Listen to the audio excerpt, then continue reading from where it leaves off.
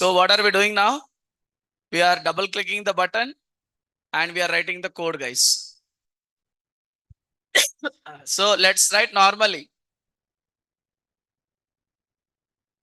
So we are taking username into a variable called uname. Excuse me. Uname is equal to. So we need to read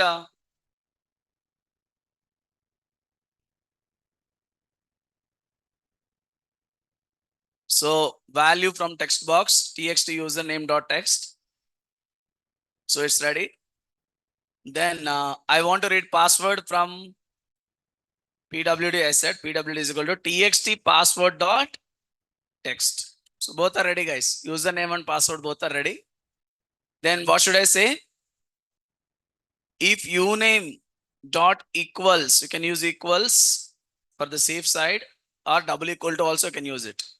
Student and PWD dot equals of India.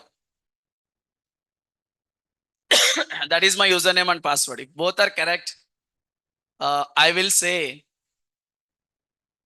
on the label LBL message dot text is equal to login success or user ID. I mean, welcome to student, something like that. Else means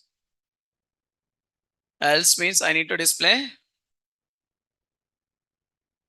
message dot text is equal to LBL message dot text is equal to invalid user ID or password. Okay. This is what I'm writing normally first. So first we will run this and then we will add the code how many times the user entered wrong password. Okay. Let's run it and see. Excuse me. Let's run it and see.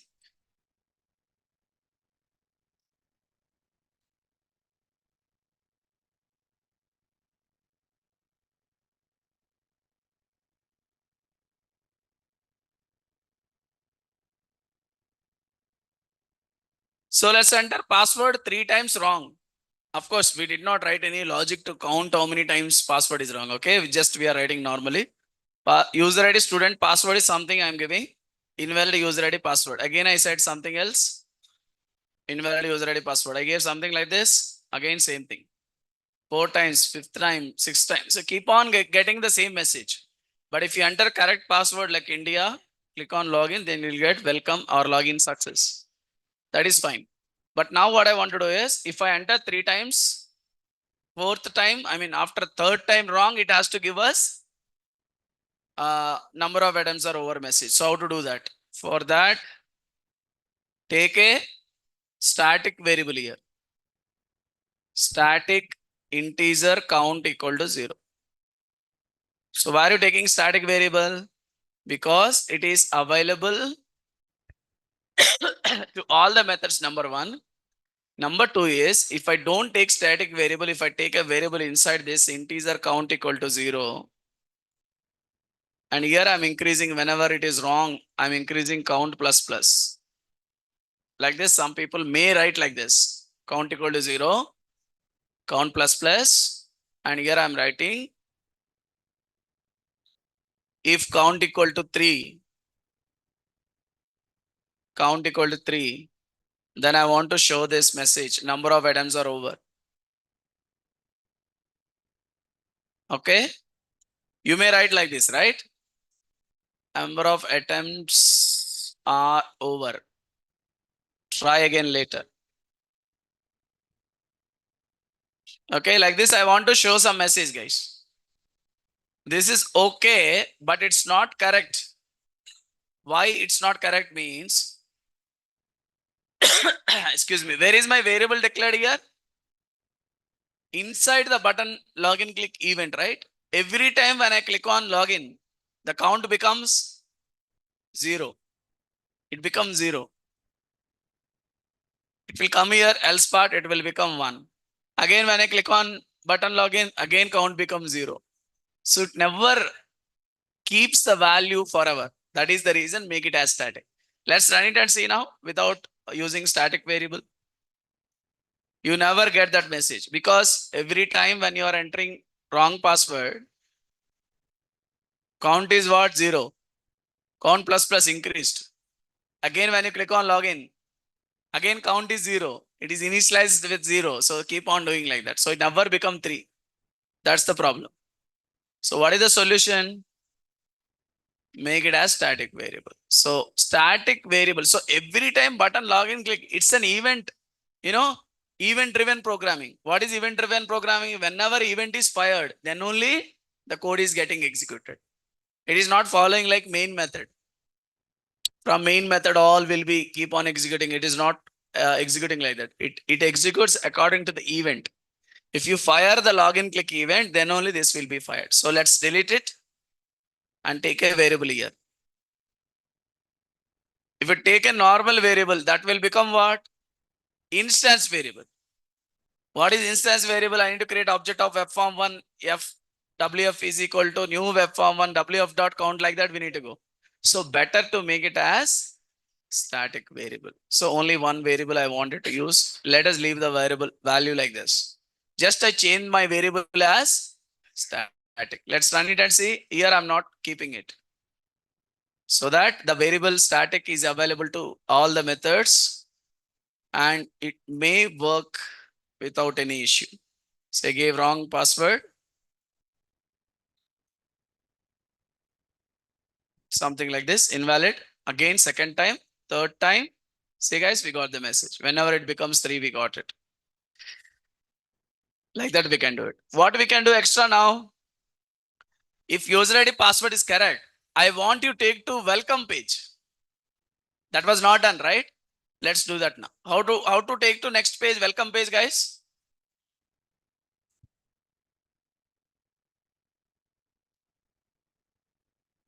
So first create welcome page in your project. Right click on this, add new item, web form,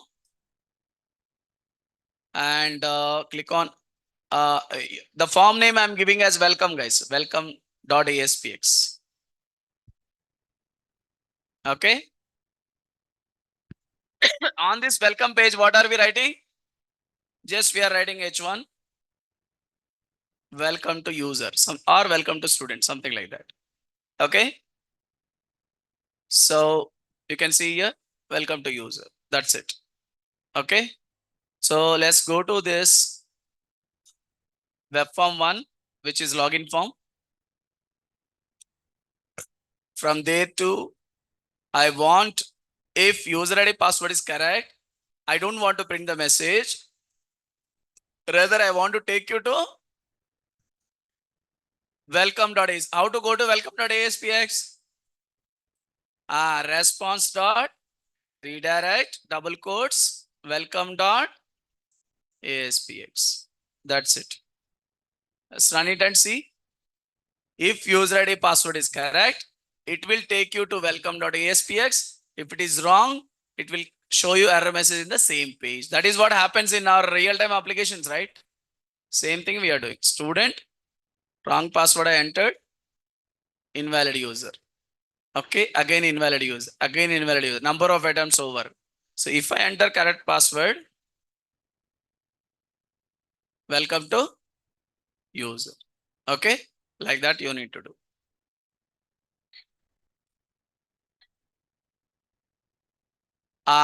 For that you need to use something called Ajax controls. There is something called Ajax controls in toolbox. Those we need to use. There is a timer controller there. There you can give how many seconds you want to accept him to or wait. After 30 seconds only you need to try. You can give it. We'll discuss in upcoming sessions. In toolbox we have something called 30 minutes.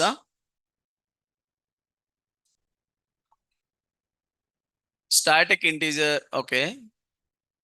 30 minutes. Yeah, that's what. We need to go for something called Ajax controls that you need to add. There is something called timer control that we need to add and set the time. Interval will be there. So interval you should set in seconds, milliseconds.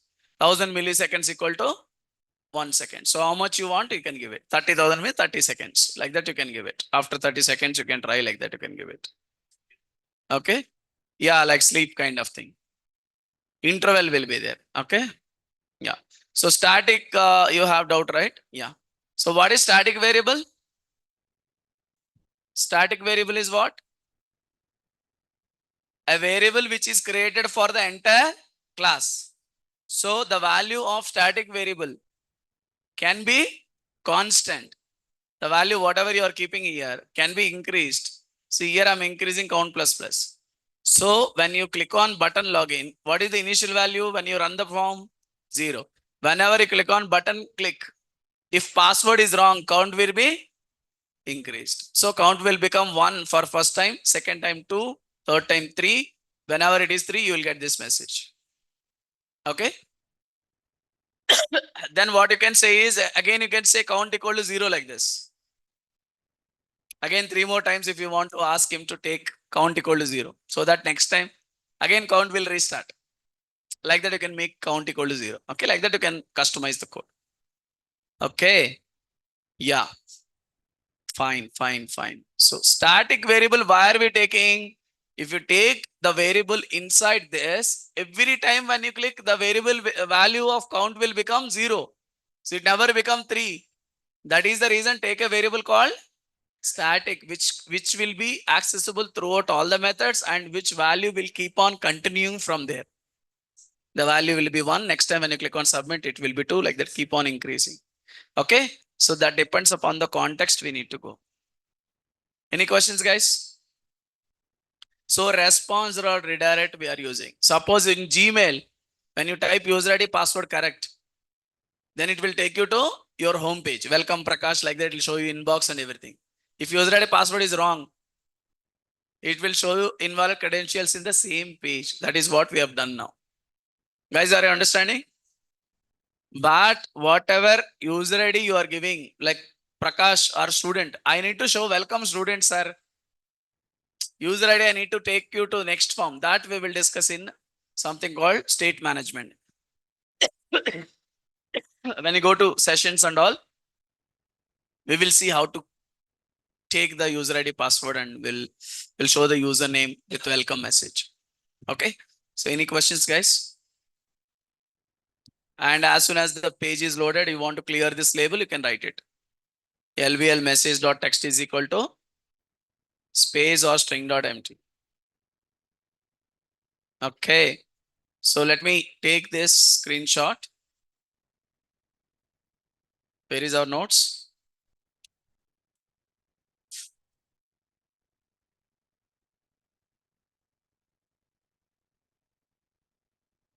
So creating controls from source view. How many people are done with this? 1, 2, 3, 4, 5. Any doubts in this, ma? Is it okay? How to create controls from source view, from HTML view? We are not dragging and dropping from toolbox. Rather, we are creating from source view. That is what I shown in the last session. Radio buttons. How to listen FM radio from ASP.NET. Discussed in the last session, right? Guys, any questions on radio buttons? Is it okay?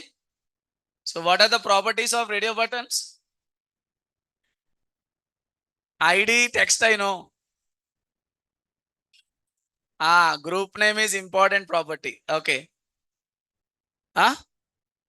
Checked property. So what is the purpose of checked property? Whether user is selected radio button or not. What is use of this group name property?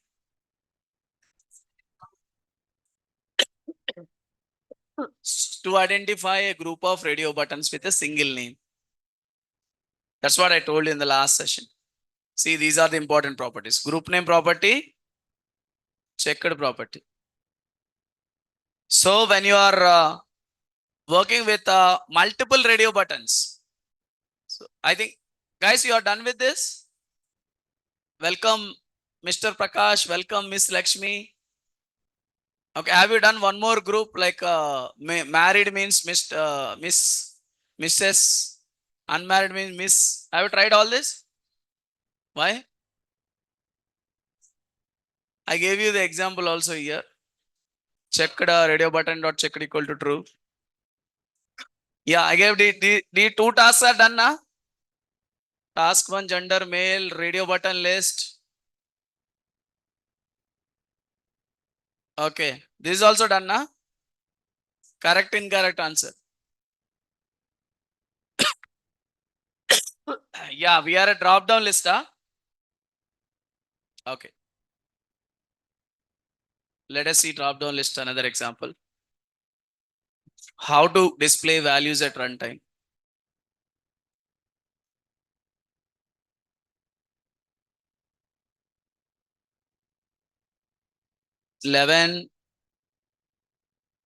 Fifth, today.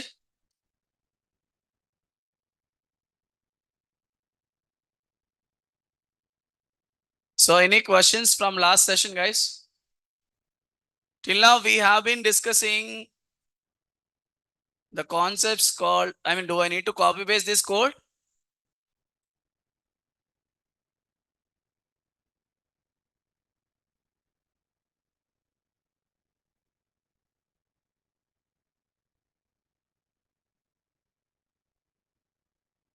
This is task number 1, huh?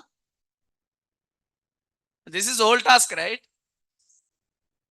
Okay. But I added this one, responsive or redirect, because we have already discussed this, right? This is what I added. So please do this in your system. Let me know any doubts. Okay. Let's go with the drop down list.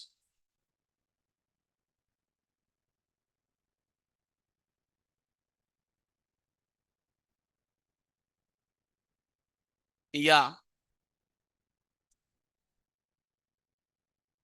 Okay, guys. Till now, what are the topics are done? Let's have a recap from the beginning. Topics completed.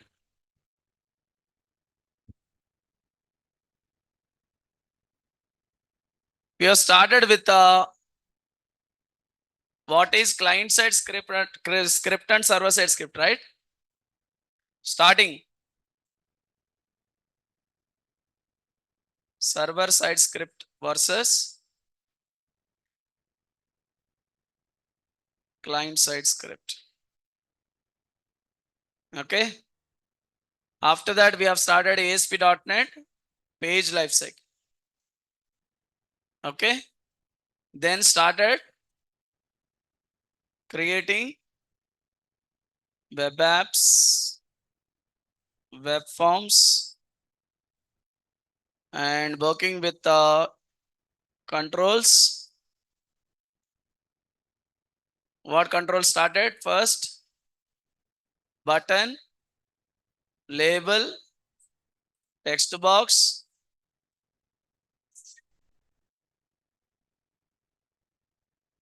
Checkbox is done, huh? Radio button is done. Radio button list. Yeah, hyperlink. Yeah. Link button, image button, hyperlink. Anything else? Drop down list. Started drop down list. It's not yet done. We are continuing drop down list now. Anything else we discussed apart from these topics, online people? Yeah. Yeah, on client click. Okay. Running JavaScript. How to run JavaScript in ASP.NET. Yeah, ASP.NET folder structure. Very good. Very good. ASP.NET folder structure.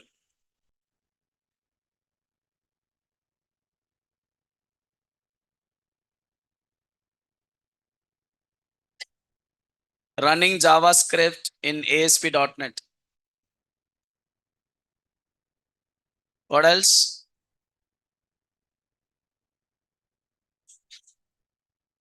Postback, right? What is postback?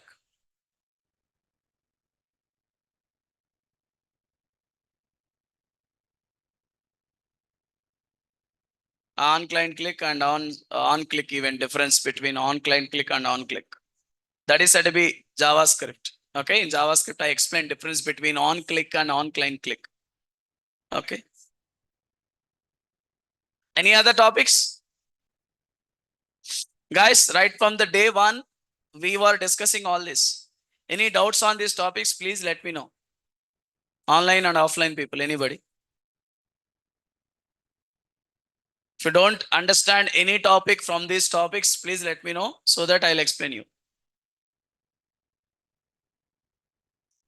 Any topics? Like server side, this is the theory, guys. ASP.NET page lifecycle theory part.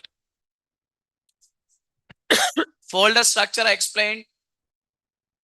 Like what is each folder is responsible for, what does it contain?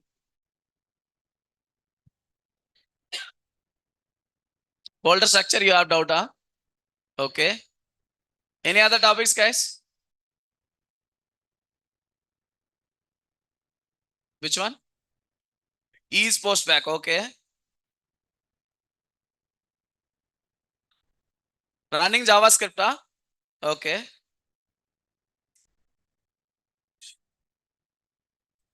Any questions, guys? Any other topics, doubts, so that we will focus on them? Navigation. Once again, page life cycle. So again, I need to start from the beginning, huh? That is what everybody give one topic. All will be covered. We'll start from the beginning. Correct, huh? Because they were absent on that day. Those people will pick the topic. I did not understand. Whichever day they were absent, they will pick it out. I am not understanding this. Explain. Yeah. So let me start with the folder structure. Page lifecycle, please watch previous videos, guys. I think they uploaded in YouTube.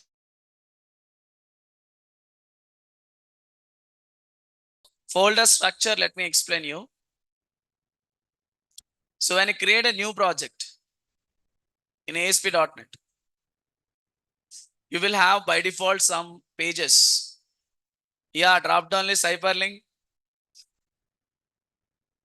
Everything is in the video. That's what I'm saying. All are there in the video. Please watch the video again.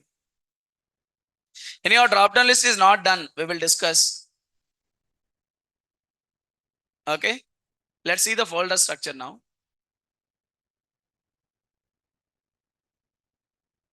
Yeah, everything is in the video, but situation demands. People are saying they did not understand the topics.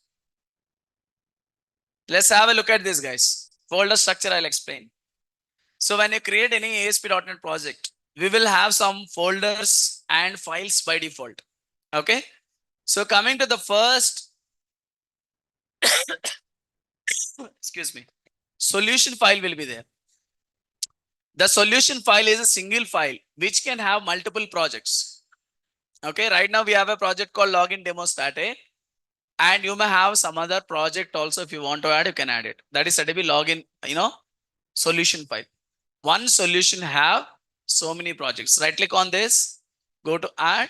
You will have a new option called new project, existing website. Okay. So you can add another project. Right click on this project name, click on add. You will have new item. You don't have new project. So that means a solution file, which is on the top, is a collection of so many projects. Right now, we are working with a web application project, ASP.NET Web Forms. And you may add something called class library, what we have discussed in C#. You can create your own class library. You can add it to the project so that you can access that library in your project. That is the way you can make use of solution file. Coming to this project folder contains so many files like references, in which we have so many predefined namespaces available: system.data, system.web, all this stuff.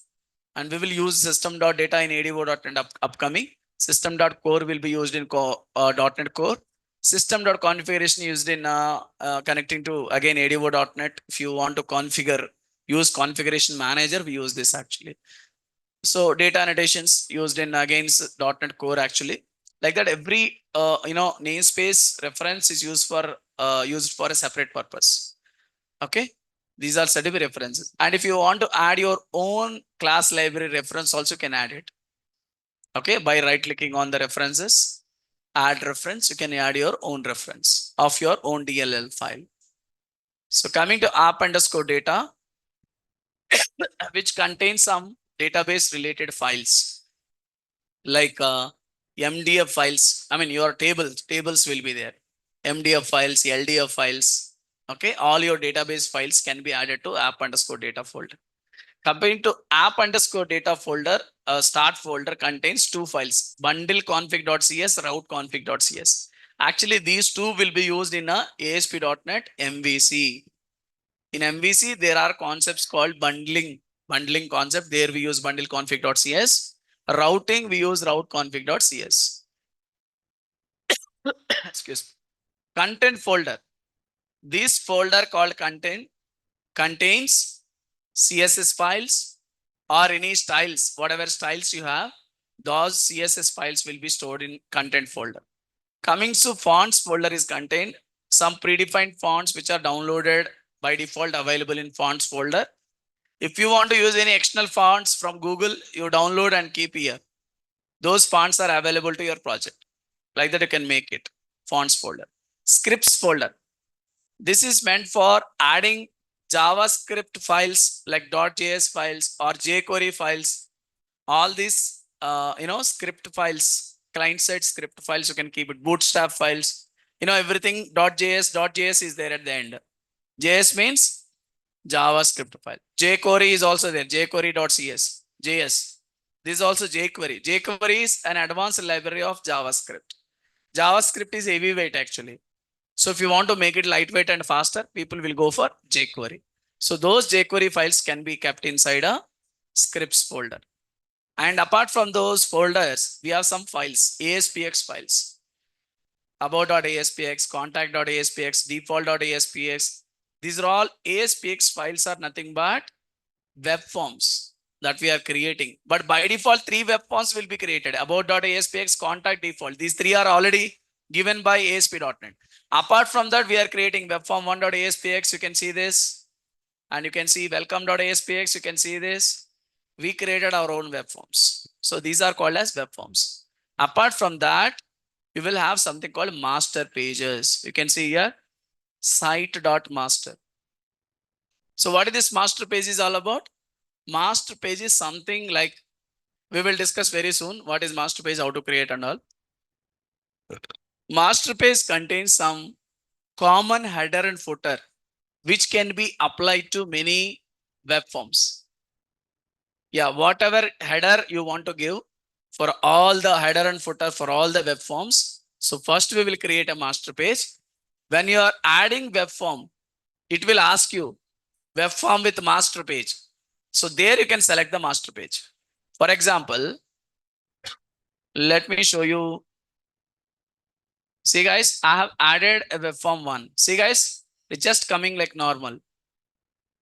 And I added one more web form called welcome. See, there is no header and footer, right? Let me add a new web form now using header, using this master page. See, what I'm doing is right click on this. Excuse me, add new item. This time I'm selecting second option, web form with a master page. File name is your wish, webform2.aspx. Click on add. Whenever you click on add, it will ask you, tell me which master page you want me to apply. Of course, we have 2 master pages. Select the first one. This is for mobile actually. Select the first one, site.master. Click on OK. Then you see the master page is applied to your web form. Now you see guys, you have some design to your form. Run it and see. You will get some design on the header and footer will come to your form. Who created it? It's already there in the master page. Just we have applied. See guys, this is all coming from where? master page. My ASP.NET application 2022. This is also coming from master page. So like that, this is footer actually. This is header. It's coming from where? Master page. Who created master page? It's already by default available. Can I create my own master page? Yes. That we will see in upcoming sessions. How to create our own master page in ASP.NET, we'll discuss. There, you can customize your design. See, black color strip is coming on the top. You don't want black color. You want some other color. You want to add some logos, images. You add whatever style you want to create your own master page that you can apply. That is called as master page, guys. Okay. Yeah. Content and scripts. Yeah. Content will have CSS files, right? Content will have CSS files. You can see CSS files, styles. Scripts is JS and jQuery, JavaScript and jQuery. This is content folder. This is a scripts folder. Both are different files. Content is for CSS and Bootstrap, and script is for JavaScript and jQuery. Excuse me. I gave it in the notes. Please check your Google Classroom. In one Word document, I kept all the notes. Okay. Go through it. And coming to the next important files are web.config, guys. These are called as configuration files. Web.config under global.asx. So web.config is an XML file which is used to write some authentication related code if you want to write, like security, if you want to apply security to your web application, like authentication, authorization. And if you want to specify connection string, if you're talking to ADO.NET, when you go to ADO.NET, you'll understand. When you go to ASP.NET authentication topic, you will understand everything. Just I'm giving you brief now. So there we will discuss all these things. You can see here, there is something called system.web. Here we will write that, like adding connection strings and all. Authentication, you can see here, authentication, authorization. So this kind of tags will be used, guys. Authentication. If you want to check whether the user is valid user or not. Okay. If you want to write any connection string, so you can write connection strings here. Like below this, you can write connection strings. Okay. Configuration, connection strings, like that. We will write all these code in upcoming sessions when you go to ADO.NET. Right now, just we should understand what is this called a web.config. Okay. It is called as web configuration file. And coming to the next, global.asx. It is application configuration file. So if you want to handle application level events like application starting, application ending, session starter, session ender. Okay. For all these things, we use global.asax. Okay. That is said to be again application configuration file. So that we will discuss after finishing sessions concept. So that's all about folder structure. Okay. So any questions, guys? So we are done with all the things, whatever is there. And we will discuss how to create master pages, how to work with the web.config, how to work with the global.asx. In the respective chapter, we will discuss. Okay. It's not like now, if I want me to show on every file how to use, it is not possible. It will be chapter wise, we will go. When you go to that configuration files, I will explain you how to make use of web.config and global.asx. Okay. That's all about folder structure. So we're done with this. And running JavaScript in ASP.NET, right? Running JavaScript in ASP.NET. Okay. Guys, you can see the last 10 days sessions links are given in online. Online people who are asking doubts, please watch the videos of my previous sessions so that you will get to know, all these doubts clarified. So let's see how to run JavaScript in ASP.NET. JavaScript, how to run. So we are done with this.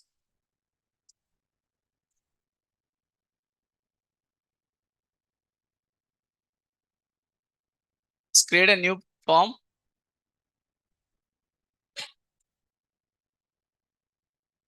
So web form I'm selecting, guys, web form 3. So here I'm adding a button, guys. 2 buttons I'm adding. One button is running server side script. Another button is running client side script. Okay. So first button, what I've taken here is for server side script. Okay. What is server side script? ASP.NET with C# code. Whatever you're writing C# code is said to be server side script. So go to the properties. Let's increase the font size. So I'm going to properties. Server. I said server, guys. Okay. Server. BTN server script. Okay, like that I've given. Double click on the button. Here I'm writing response.write. Double quotes H1.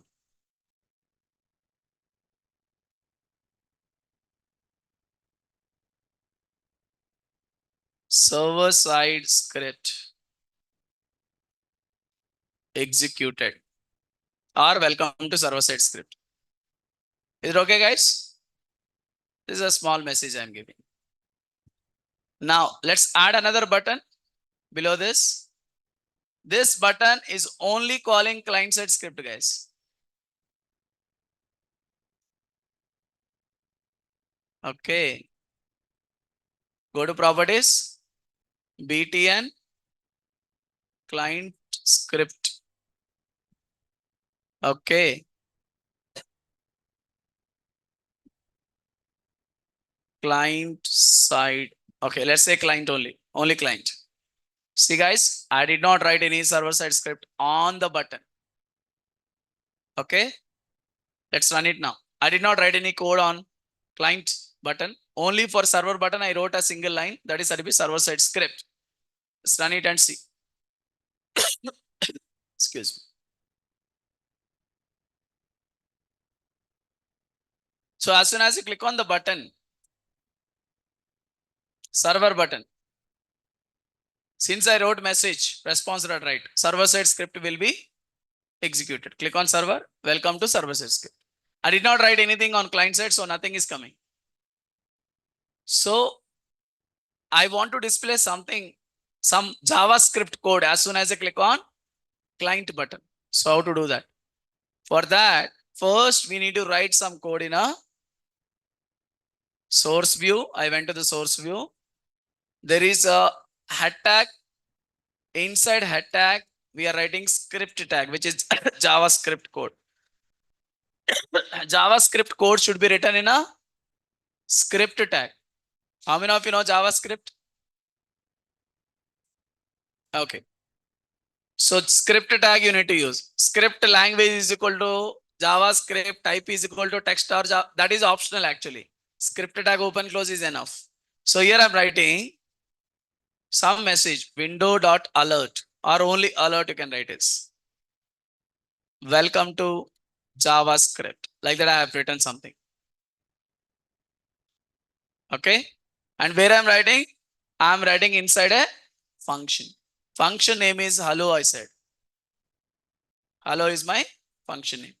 Here I wrote this message. So how to call this? Of course, there are several ways to call onload event. There are so many events. I'm using on click event. As soon as you click on the button. But here my button is which type? Server side button. My button is whatever button I have added, second button is server side button. It's not input type is equal to button or button tag. So when you add a server side button, this is capable of running both server side script plus client side script. Then how do you differentiate, sir? When you double click and write, that is said to be server side script. I already wrote it in server button. Coming to client side script, I have already written in source. I want to call that JavaScript function as soon as I click on it. So how to do? Go to the properties of the button. There is an option called on client click. Excuse me. On client click property. So in on client click property, you need to give the function name that you wanted to call. That my function name is hello. Open, close, parenthesis, enter. So what is on client click? You can see in the notes here. The client side script that is executed on a client side on click. Whenever you click on that button, client side click event will be fired, which is running JavaScript. So in order to run JavaScript, you have to use the property called, attribute called on client click. Okay.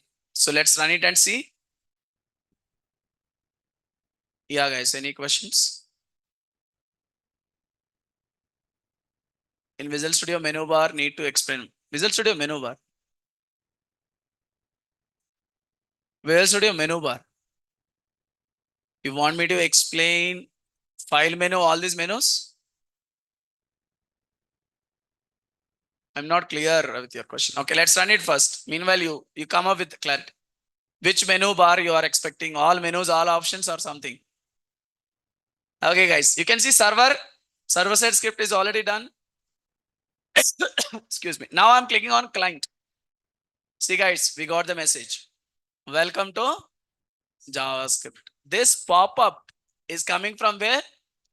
JavaScript. This is a client side script. Okay. So you want to call client side script or server side script?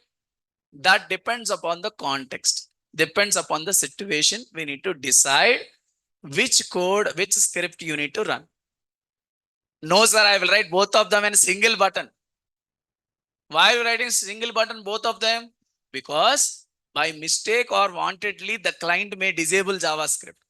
So whatever code I have written in JavaScript will not be executed. So safe side, my server side script will be taking care of it. So in that case, I'm writing another button now in which I'm writing two server side plus client side together. Let's do it now, so that you will get clarity on the same. See, guys, I'm adding one more button. This button name is both. Both I'm giving. Let's increase the font size. Go to properties, font size, XX large, button. I said both, text property. Now BT and both. So what I'm writing here? In BT and both, I'm writing this one, server side script. Welcome to server side script. Okay. Okay. And I'm going to source view. Here, you can write here directly on click. What is on click? It's a server side script event. Beside this, you can write on client click. No, sir, I habituated to this properties window. Go to properties window, on client click. Call that hello method. Same hello method, whatever is there, I'm calling. No, sir, I want to write another hello method or another method instead of hello. You write it welcome method or something. I'm using same method. Now, what is difference between this button and these two buttons? What is server button? Only running server side scripts. What is client button? Only running JavaScript. What is last button? Both server side and client. Which one will be executed first? First client side. Before submitting to the server, first client side code. That is JavaScript pop-up will come. After clicking OK, then you will get server side. Let's run it and see, so that you will understand more clearly. Server side script. Client side, we got pop-up from JavaScript, done. Coming to this is concerned, we have two codes. I wrote server side plus, click on it. What is coming first? JavaScript. Okay. Then you got the server side script. Got it? Let's change the message. The message is showing like from both button, huh? Both button like that I'm giving, so that we'll understand it's coming from both. Okay, now let's run it and see. Now we'll see, guys. First we got welcome to JavaScript. Click OK. See, welcome to server-side script from both button, last button. So you are capable of, in ASP.NET, you are capable of running server-side script by default. Whatever code we are learning, C# code, that is server-side script. If required, you can also add some client-side script, that is JavaScript code, and you can call it with the respective events on client click. Whichever control has on client click property is capable to run JavaScript code. That point you need to remember. Sometimes very special cases, we may write both client-side script plus. Why are we writing? Because we are to be on the safe side. Suppose if anybody disabled JavaScript code wantedly or by mistake, or browser dependency will be there, it may not allow you to run your client-side script, that is JavaScript code. That is why we are writing both server-side plus client-side, so that if that is disabled, then server-side script will come into picture and will execute. Any questions, guys? Yeah.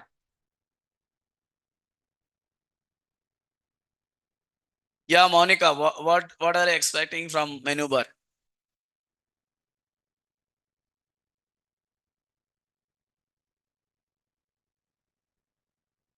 So let me copy paste this code, guys.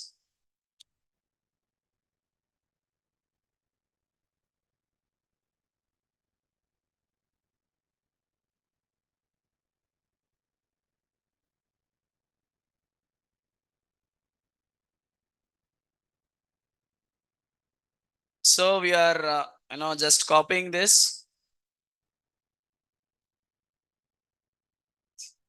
and client side script, just I wrote a hello function, hello method, I wrote it here in this.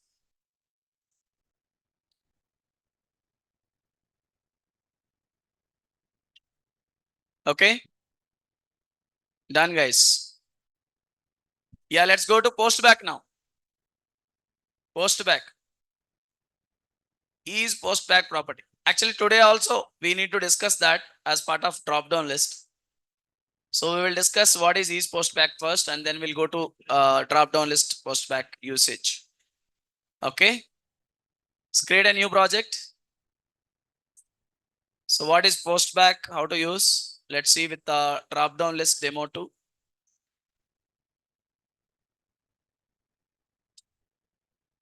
Okay. So web forms and create. Guys, look at the screen. What is post back? So there are two types of requests in ASP.NET form submission. When you fill the form, it can be login form, registration form, or any form. After filling the details, as soon as you click on submit, the data will be submitted to server. But there are two kind of submissions will happen. One is first request submission. Second onwards, it is called as post back request. So you, being a developer, you must aware whether the request what you are submitting is post back request or first request. Okay. So how do you differentiate post back request and first request? By using is post back property. Is post back property will tell you if is post back equal to true means that is post back request. If that is post back property is false means that is a first request. Simple. But how do we know? Let's see this with an example. Let's add a web form. When do we use it? We will discuss today. What is it? I'll explain you in the first example. What is post back? Previous class, I'm explaining you now. After that, when do we use it? Today, we will see how to apply that in real time. Let's see normally web form 1.aspx. I don't know what is postback is postback. Right now, I'm trying to see this. Just we have taken a label and a button. Label is here and we have a button. Okay. So I'm selecting these two controls together, increasing font size. And as soon as I click on button, it will be submitted to server. Okay. So let's go to properties, BTN submit. I said text property. I'm giving as submit. Double click on submit button. So what I'm writing here, label one. Okay, let's change the label message. Properties, LVL message. So what I'm writing here, LVL message dot text is equal to form submitted. Like that, I'm writing something, guys. Form submitted. Okay, form submitted. That's it. Let's run it and see.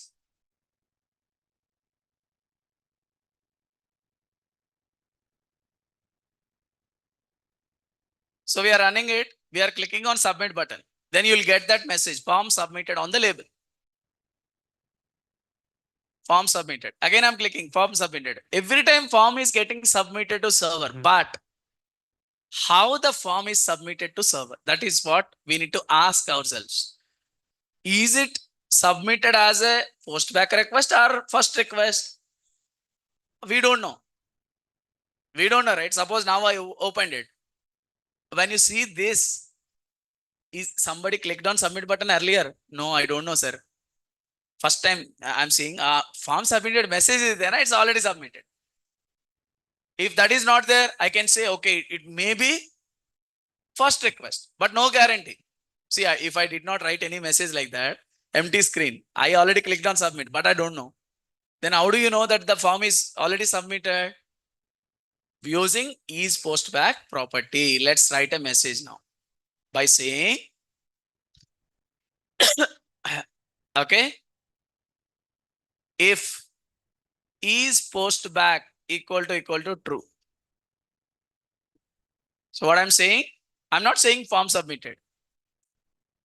It is a form submitted with a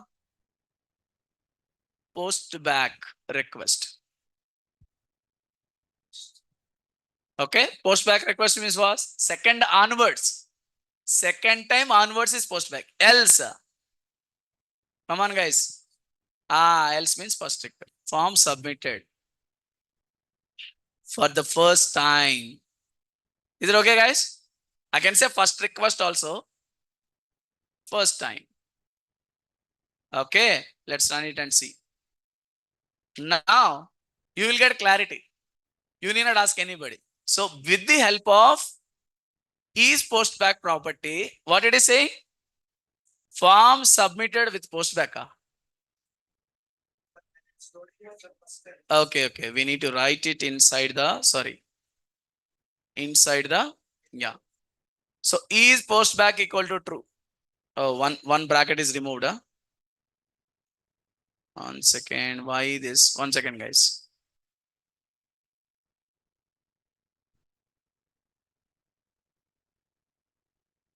There is some syntax error.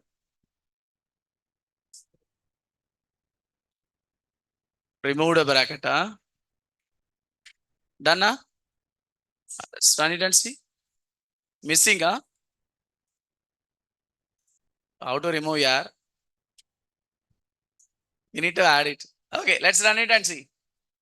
Now, see what it is saying. First time mean page load event.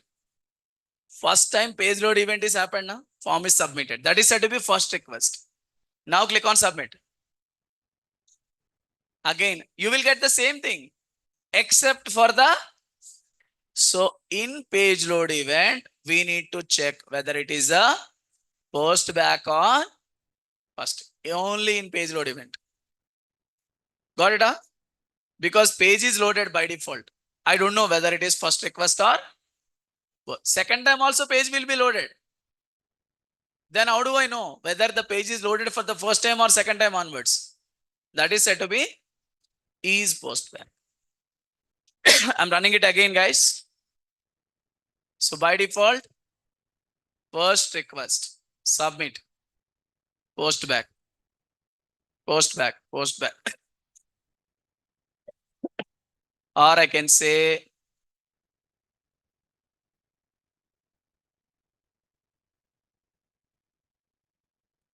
first request. Is it fine, guys? First request, post back request. Of course, form is submitted. Is it okay, guys? We are asking for web form under ASPX, right? That is said to be first request. So that the page is displayed. Submit. So only accept for the first time, remaining times when you click on submitting, that is said to be, why should I use this? Why should I know this? What is the purpose of this? That we will discuss now. If I know post back request or first request, what is the fun of learning this, sir? That we will see now with the drop down list example. Okay. Let's see this. Let's go to drop down list of another form I'm adding, because you will understand more clearly why post back is used, when post back is used. That is what important to know. Let's add a new form. Okay. So we are adding a drop down list. So I think you have worked with drop down list. Huh? Any questions? Drop down list. Clear? All clear. All clear means nothing is there. Clear means something is there. Online people. Yeah, let's add a drop down list, guys. So take a table. Only one column I'm taking to make it more clear. So here I'm taking a drop down list. Okay. And a submit button. And a label. 3 we have, guys. 1, 2, 3 controls I have added. See, guys, drop down list is to show the city names. Okay, button is to select to click on submit. I selected any one city from the list of cities and I click on submit. Whatever city I selected, that I need to display on the label. Okay, fine. So how to add cities through drop down list? Excuse me. Click on this smart tag, edit items.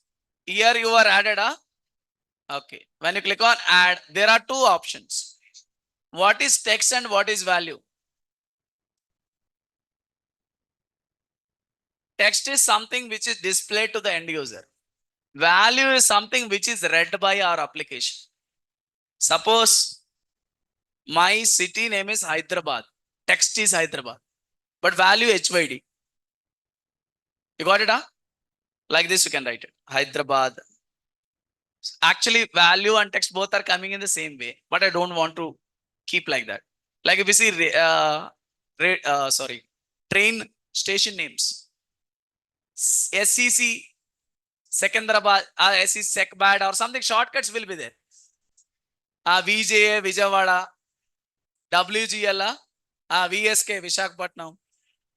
So VZA, Vijayawada, Bezawada, BZA. Like that, some codes will be there. But for displaying user, we will say Vijayawada, Hyderabad, Bangalore. But for storing, code will be there. The shortcut code is said to be value. Text means full name. Got it? Huh? Like that, you can give it. So, but this time I'm not using this model, guys. Click OK. Nothing is there. Let's run it and see.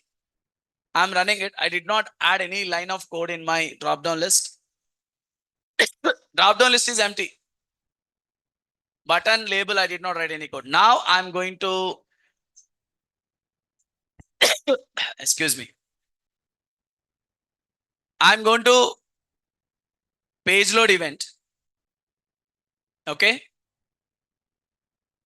I'm calling a method called load cities. My own method called load cities. Of course, I can write code here. Load cities. Can I write code here or without method name? Is it okay? Without method name. Is it fine? Okay. Let us write it here only. So what I want to do is I want to load some city names as soon as my page is loaded. So what is the city name? How to load? Drop down list one dot. That is my control name. Items dot add. Drop down list one is my control name. Items is a collection. You know collections, right? Group of elements. Dot add. I'm adding a new item. So what kind of items you can add inside this? If you see this, as soon as you go inside this add, you will have a type called list item item. Have you seen this, guys? List item item. So you can write new list item of,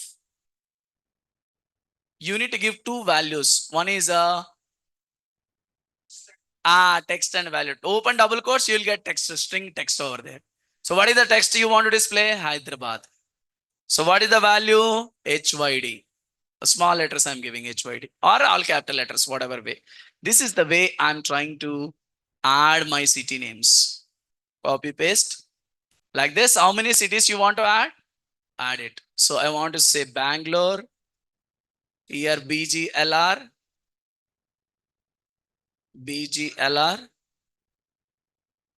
and here CHNA or Madras. But here I want to display Chennai. Vijayawada, I'm saying VJA or BZA. So like this, we have added something, guys. Is it okay, guys? So what is this drop down list one? Control name. Items dot. Items is a collection. In that we have so many items. Add, I want to add a new item. Add new list item. List item is the type of the item that you are adding. So inside that, this is a text. This is value. It may not be different. It may be same. There is no rule that both should be different. Can be same also. But sometimes to make it short, people will use codes. BZA for Vijayawada. Excuse me, HYD for Hyderabad. Like that, they will use some key kind of thing. To be value. This is to be text to be displayed to the user. Let's run it and see. And we will see the problem. And what else? After clicking on submit button, I need to display that city name selected, right? Let's write this also submit. BTN submit. Double click on the submit button. Excuse me. What is my label name? Label ID is LBL message. So let's go down. LBL message.text is equal to whatever city name I selected from drop down list that I wanted to show. So drop down list one dot selected item dot to string. Selected item dot to string. Okay. This is the way I need to display. Whichever item is selected from drop down list, that is in object format. So I have to convert into string format. That is why dot to string method I have used. Okay. Let's run it and see what is happening. What is the problem statement? Let's understand. Then we will see solution. Oh, it's not looking good.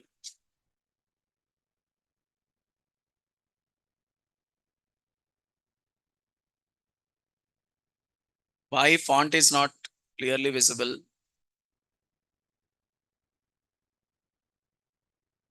Because of bold.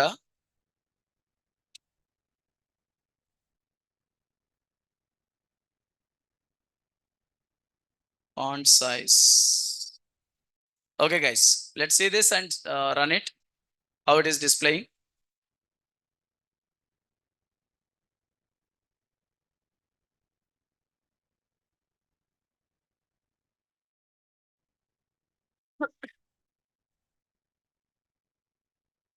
Yeah, now it's fine, guys. We're able to see the city names properly. Select Bangalore, submit. Now the problem comes. Click on the drop down list. Select Hyderabad, submit. It is displaying Hyderabad here. But see the list. What is happening? It is keep on duplicating the code. It's keep on adding same thing again and again. Why? Because you have written the code in page load event. So what is page load event is doing? Every time the page is loaded, whether it is first request or post back request, keep on adding items. So first time when I load 4 items, 4 city names, submit. Again 4 plus 4, 8. Again submit. 12. Keep on adding. That is the problem. Now how to avoid this? With the help of ease post back. When I want to add all these items, whenever the first request is there, right? Then only add these items. How to know? How to know that? Using if is post back equal to false or true. False means what? First request. Then do this. Curly brace open close. Inside this, write it. Let's run it and see. This time you will not get this issue. Submit. See guys, you can see here before submit. Submit. Hyderabad displayed. Vijayawada, submit. Vijayawada. Bangalore, Bangalore. But there is no duplication this time. Why? Because is post back is false, then only add it. When is post back is false? First request.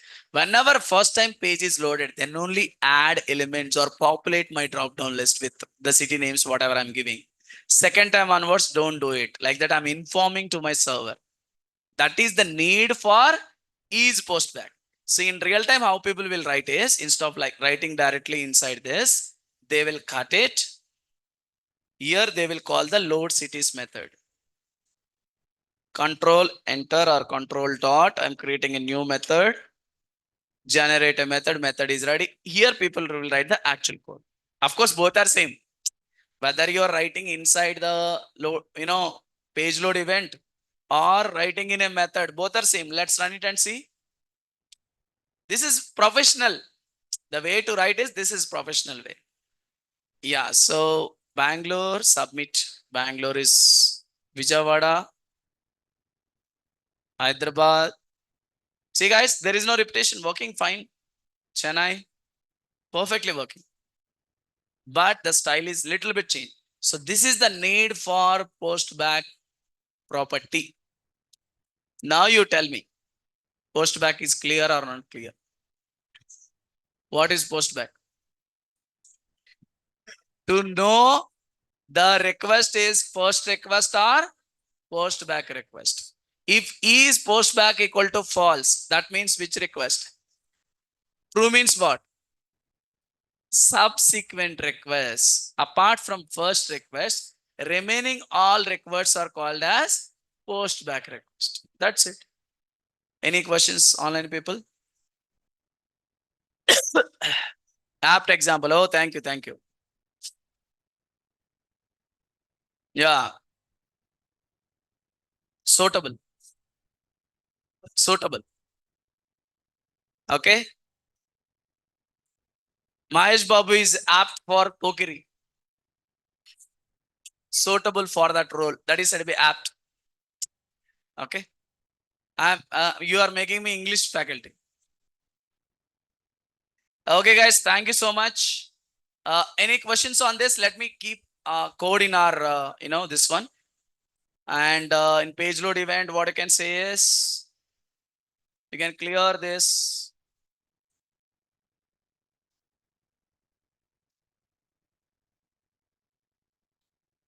So let's run it and see. I added that label clear, guys. Submit Hyderabad, Chennai. So it's working fine. So any questions, guys? Let us copy paste this screenshot and so what this example is all about is post back demo, adding elements to drop down list at runtime. Guys, boys, please look at the screen. So the topic is adding elements to drop down list at runtime. Design time, we have seen it in the last session. Going there, adding add item, that is done. This is adding at runtime with code. And is post pack demo, how to use. This is the design and here is the code. The code is this. Where is my load cities method?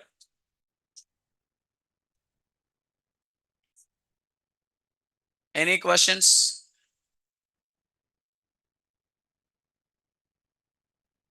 So any other doubts on completed topics, please let me know. Hope I'm explaining well from the beginning. I think I'm going normal, moderate, without slow, without speed, without your wish. You need to tell me. Please give me your feedback. Are you following or not? See, for me, it may be slow or normal. For you, it may be speed. For somebody, it may be very slow. Please let me know so that we will go ahead.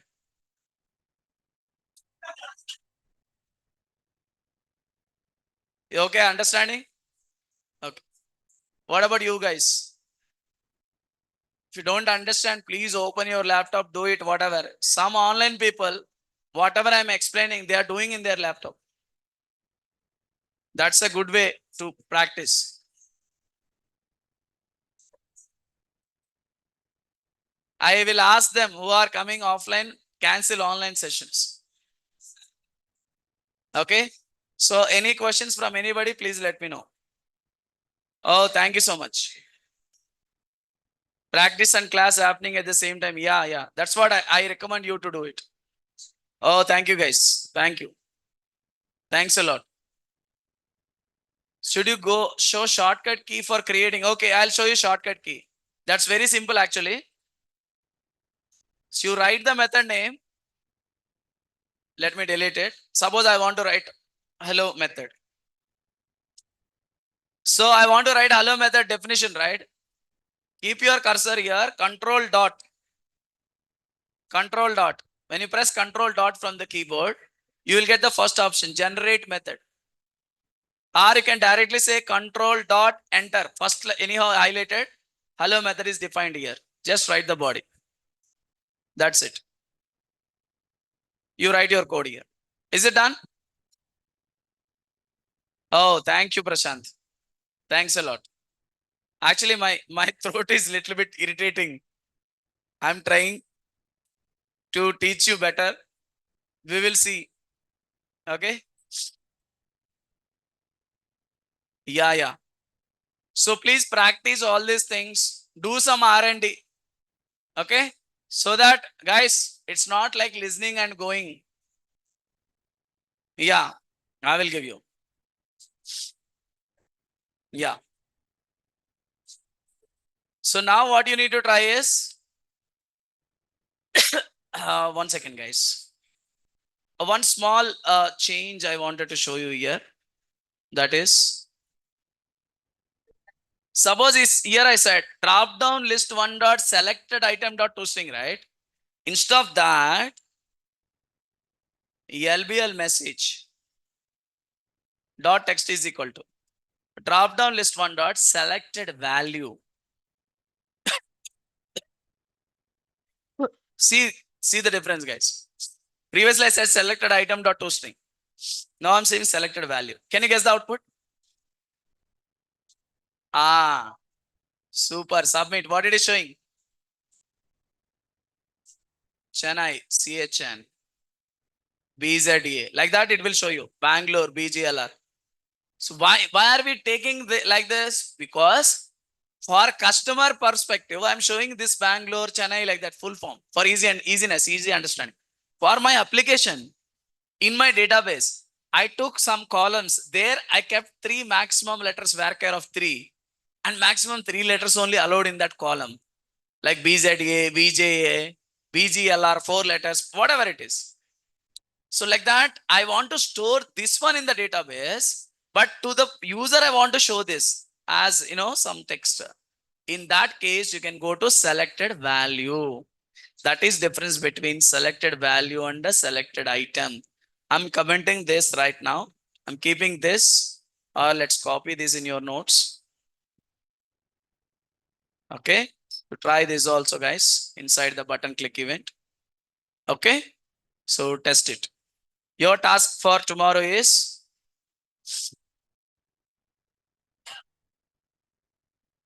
like, can you try the country names? Yesterday I told you. Yeah, thank you so much. Thank you so much. So you want to show the country names here, countries, one drop down list. Okay, take a drop down here.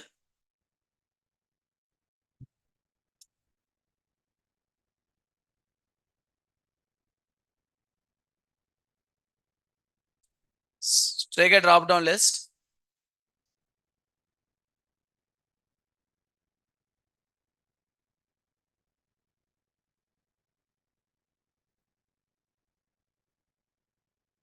Okay. You don't know. This is very difficult language. Yeah, that is a drop down list. I created. Okay. So countries and then cities and then districts.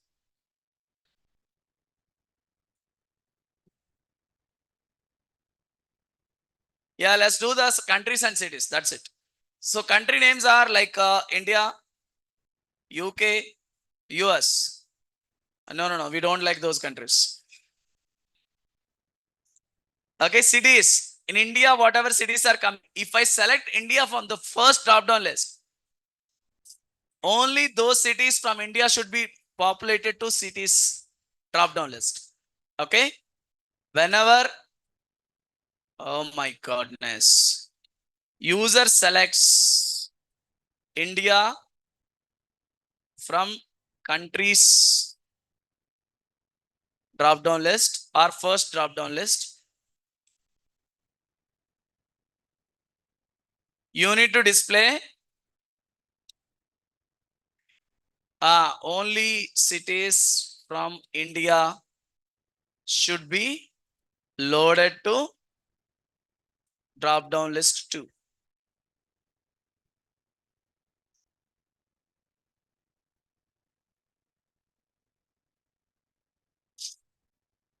Okay. Example, whatever cities are there in Bangalore, Hyderabad,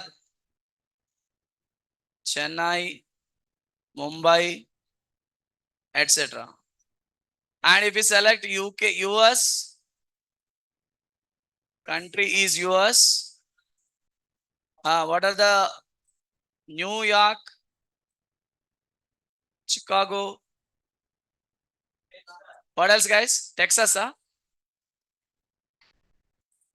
Dallas. So all the city names should be loaded to cities. Like this, you need to do, guys. Guys, can you try this? So once you're done, you can add districts also under city. Uh, uh, District and cities.